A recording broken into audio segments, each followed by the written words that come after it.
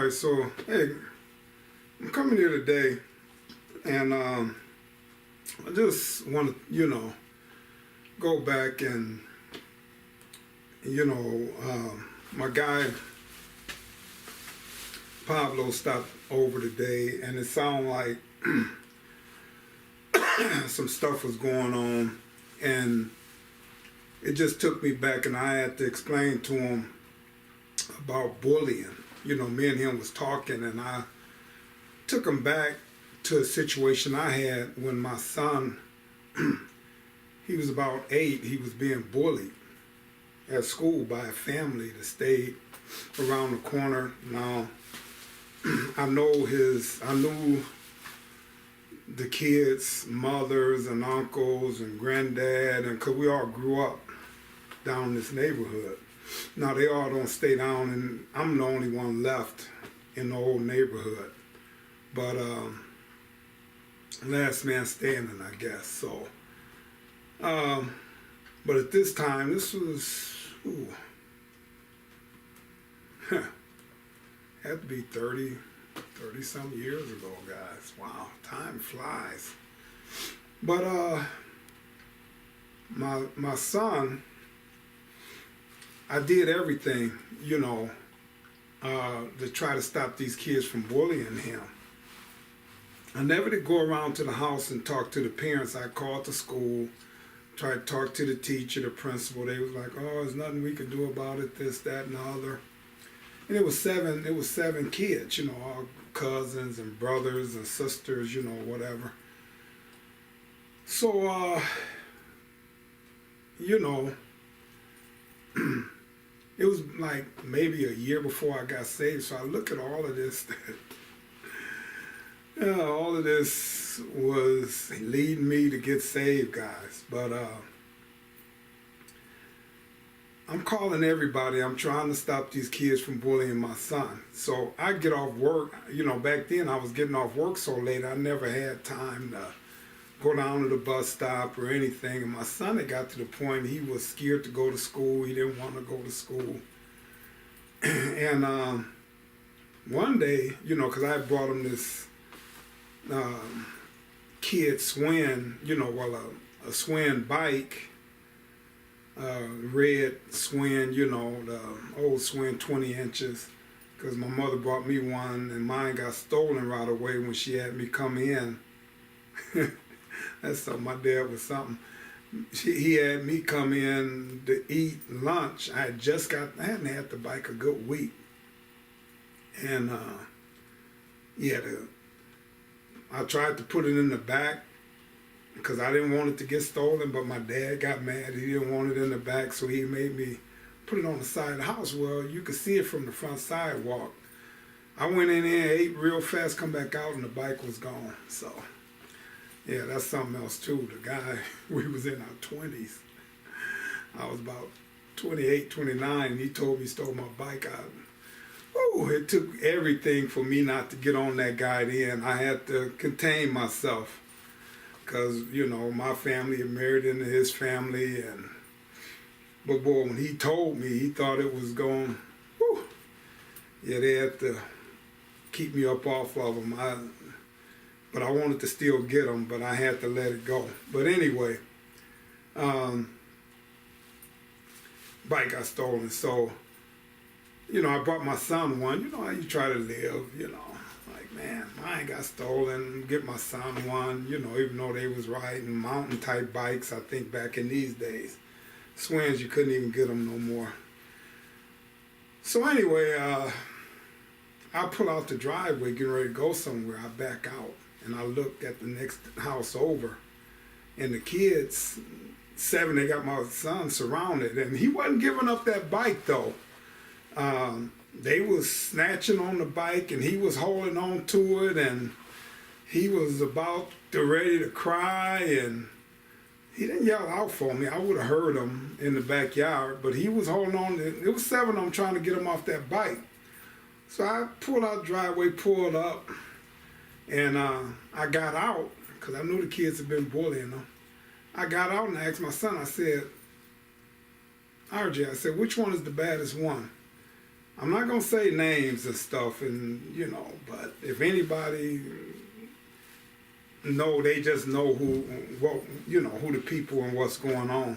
But my son said his name, so I said, get him, because I didn't want him to fight the one on the lower totem pole. I wanted him to cut off the head. Learned that from the Godfather. He cut off the head, the tail will die. So I told him to get him. As soon as I said it, my son let the bike go, and the guy took off running. My son caught up with him. He tried to go on one of the neighbors' porch. They stayed around the corner, but he tried to knock him. My son, he broke loose, and he ran. I'm glad no cars was coming, because my son or the guy didn't look. Ran across, the guy ran across the street, tried to get in the neighbor house across the street. My son caught him on the porch. So I called my son off. It was hard to get my son. I think my son been waiting to release, but it was 7 against 1. So I called my son off. I finally get my son off of him. I didn't go. I just kept hollering, and my son must have hit his ear. He heard my voice, and he let him alone. So what happened? Oh, the one guy, the baddest one, he didn't want no more. He didn't have nothing to say. He was scared, eyes bugged. So one of the other cousins or brothers, I don't know, there's so many of them, don't know what the packing order was, but said, we gonna get them tomorrow at school. I said, oh yeah? I said, well, I'm gonna be at the bus stop. I was lying, guys, because I was getting off so late. But I would have took off of work early, even though my boss was about to fire me. That's how, this was a part of me getting saved. But, I would have took off work a couple of days in a row if I had to. Switch jobs, whatever. This is my son. To meet him at the bus stop. And I told him, I was lying, because it would have been hard for me to get off work, but I would have did it. So I shouldn't say I was lying. When I said it, I was like, man, I hope I don't have to take off work. Let's just put it that way. Get off early. It was hard getting off early in the dump truck business, so gravel business. But I told him, yeah. I said, y'all mess with him at school, on the bus, wherever. I think that's why the teacher wouldn't do nothing, and the principal, because it's all coming back to me.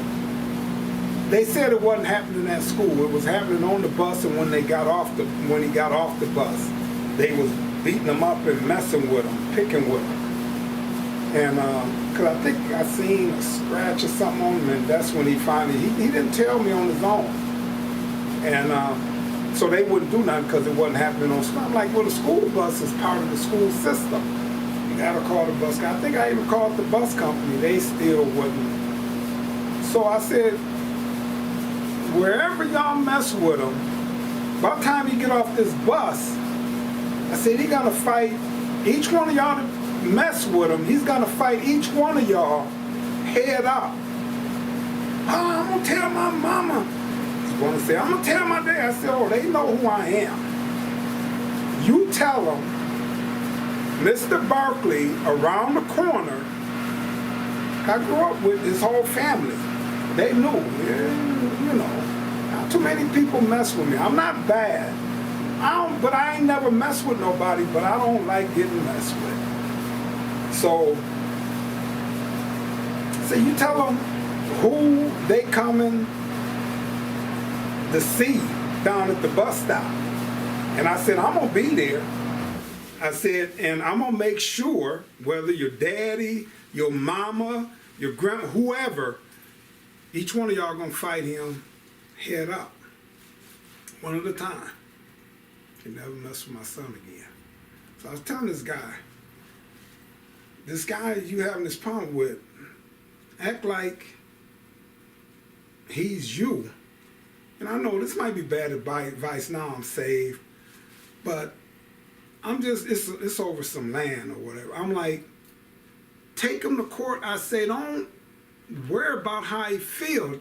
Act like if the situations were reversed, this guy would put you off the property. I said, that's all. That's all you need to do. This guy is bullying you. You done brought the property from him, and he don't want to move his stuff. He's bullying you. Bullies, all you got to do is stand up to them. So they never mess with my son again. And, you know, I don't know. I ain't seen none of them in years. I don't think my son ever had a problem out of none of them. And then, you know, but after I did that, guys, guess what happened? Well, it must have got back to school because the guy was all his backup, must have been the baddest guy at school. So when they got back, my son whooped him. Nobody else could do nothing about it. None of the other 6 kids. Oh, then all of a sudden my son became a bully. It backfired on me, guys.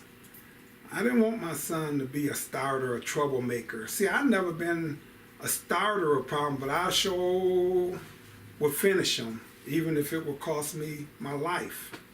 It's just the way I thought. You're not just gonna mess with me. It's just my mind is just the way I don't know, I was programmed. By the devil, of course, but that's the way I was always programmed. Not just gonna walk over and mess with me. Yeah, I'm not gonna mess with you, but you ain't gonna mess with me. But my son became a bully. Getting kicked out of school.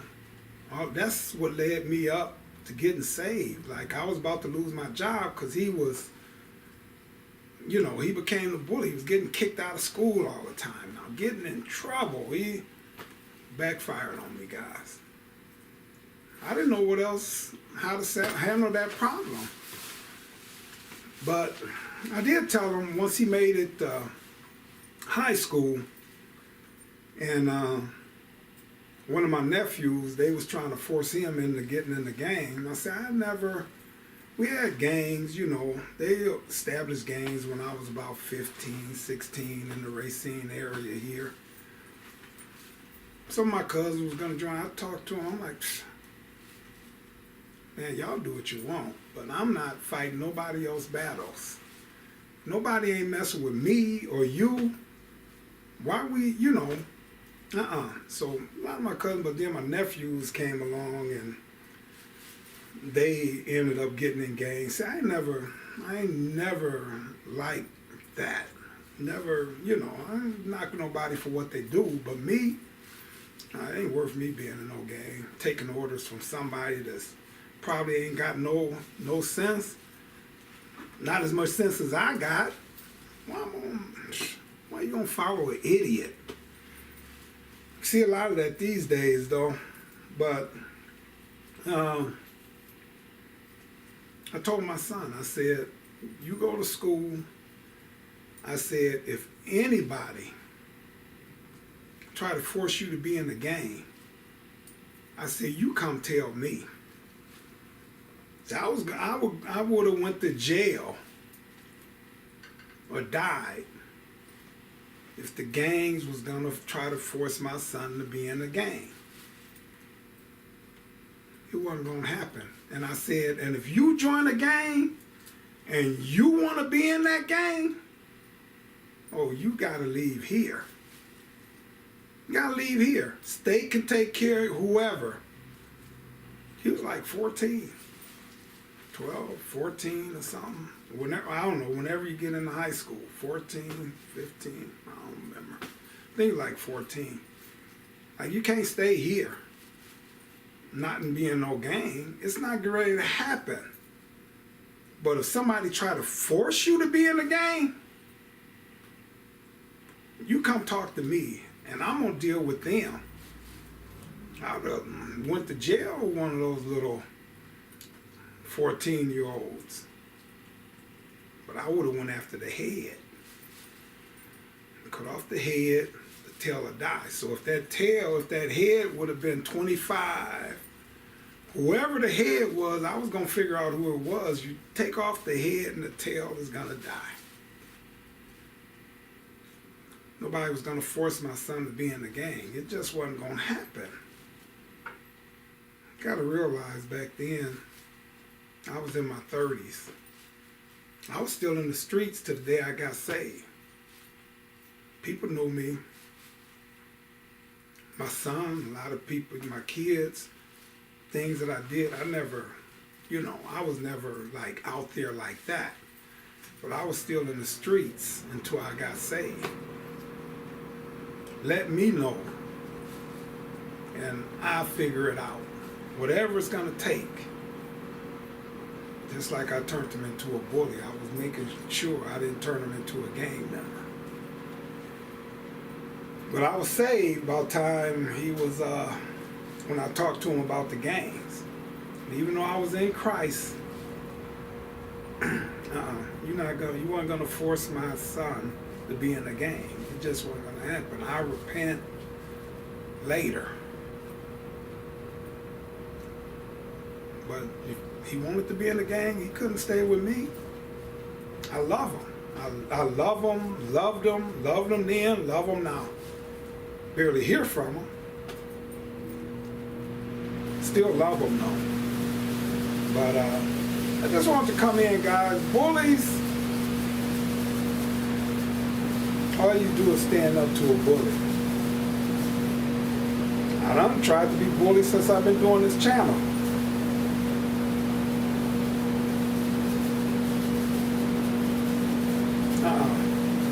A couple of different times. Street guys. And I ain't down with all of that. This is my channel. Do my channel the way I want to. Stand up to a bully. I just want to come in, guys, and just look back and how God, turned, my son turned into a beast after that. Didn't know what I was creating, just trying to solve the problem. Didn't know I was going to turn him into a monster. But it happened. It happens. Alright, guys. Hey, hopefully somebody, get something out of what I'm saying here. But everybody have a good night. God bless. I'm not perfect, guys. Even now. Right now, today, I'm still not perfect. I'm striving to be like Jesus. But I ain't there yet. I don't know if I'm ever gonna get there. Everybody have a good night, good day. God bless you all.